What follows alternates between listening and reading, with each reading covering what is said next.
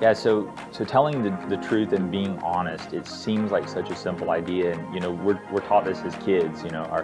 Our parents will tell us as we're growing up, or teachers, or whoever, whatever authority figure you want to put in that role for this conversation. But they'll say, hey, tell the truth, right? Tell the truth.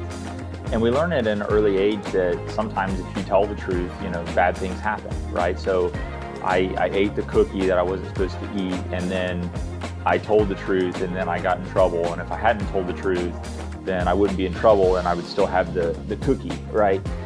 And we have to be careful with this because, as leaders, when we go to into meetings and to prep for different events, when we have pre-meetings, like, hey, if this question comes up, say this. Hey, if that question comes up, say this. And we guide our teams to be less than completely honest, right?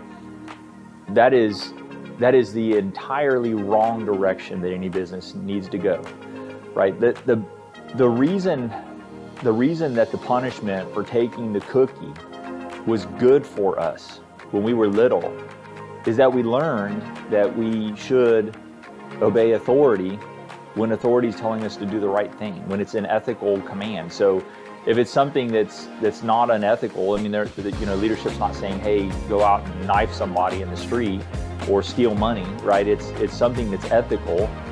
We should respect authority in that regard, in the position of authority. And what we have is when we start to build our lives on lying and manipulating people to get to where we're going. First off, we don't solve any real problems. We solve fake problems, because the problems that we're actually communicating, we put resources and effort into those to solve those problems, and they don't matter because they're a lie, right? But there's a much deeper part to that. When we begin to live a life of manipulation and lying and deceit, we have to manage that entire backstory in our mind. So if you create 3 or 4 different stories to explain something that didn't happen, you now have to manage those 3 or 4 different stories in your mind, which takes an enormous amount of energy that we could be spending on something that's real and profitable, right? Secondly, it damages the authenticity that we have as a leader, and our teams see it, our people see it.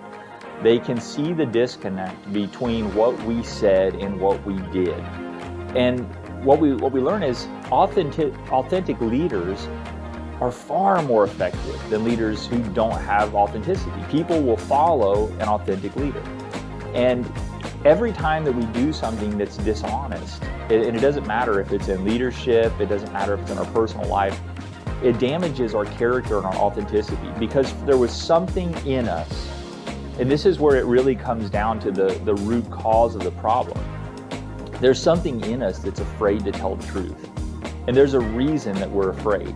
And that fear has not been faced head on. It's not been dealt with. And it's having control in our life, causing us to live this false life in which, as our penalty for doing it, we have to manage, which is exhausting.